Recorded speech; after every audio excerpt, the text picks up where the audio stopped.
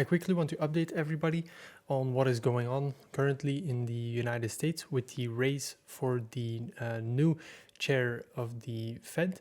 Now, what is the Fed? Who is its chairman? And why does this matter to us? The Fed is short for the Federal Reserve System, and it is the central bank in the United States of America. We have central banks all over the world, and they have a lot of different functions, but the one that arguably is most important and affects us as consumers every single day is the function they have, which we call monetary policy. This basically means that the Fed and other central banks have the authority to control the supply of money that is being put into the economy of a country. The biggest way they can exert this control is by lowering or raising interest rates. Now that you roughly understand what the Fed is and what its function is in the economy, it's time to turn our attention to the news, because there's a lot of it. The current chairman of the Fed, Jerome Powell, was nominated by President Trump in 2017 and assumed office all the way back in February 2018. He has been in office for quite some time, but has, especially recently, caught quite a lot of criticism from President Trump, who has mainly been upset over the fact that the lowering of interest rates, so the juicing of the economy, was not enough to his liking. Now, this is not an anomaly, as many politicians in the past have criticized the Fed and its chair. It's this inherent duality between politicians and central banks that exist all over the world. Politicians need to show their base that the economy is doing well, and low interest rates are a major factor in juicing up the economy and making everything boom, if you will.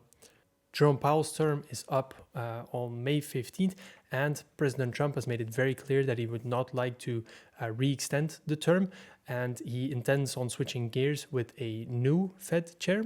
The important nuance here is that the independence of a central bank, so also the Fed, is absolutely crucial.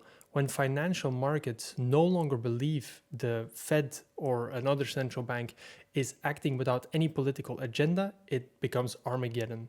This is because the Fed have a dual mandate, namely fighting inflation on the one hand, which they do through having high interest rates and constricting the amount of money inflow there is into the economy, and promoting maximum employment, which they do by lowering interest rates and encouraging businesses to expand and splurge cash, and by consequence also hire a lot of people. When these functions are perceived to be dictated by political agendas and not by a neutral and data-driven central bank, that is when the financial markets will start selling US assets, and that is why this race is so incredibly important.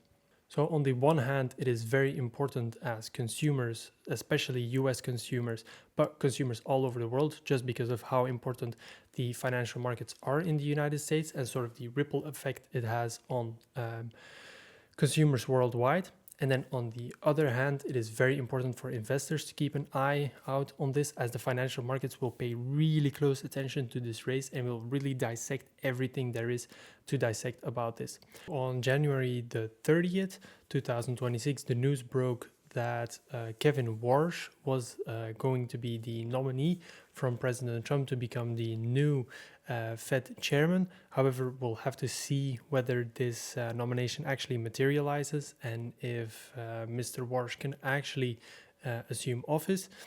And more importantly, we'll have to pay really close attention to the financial markets.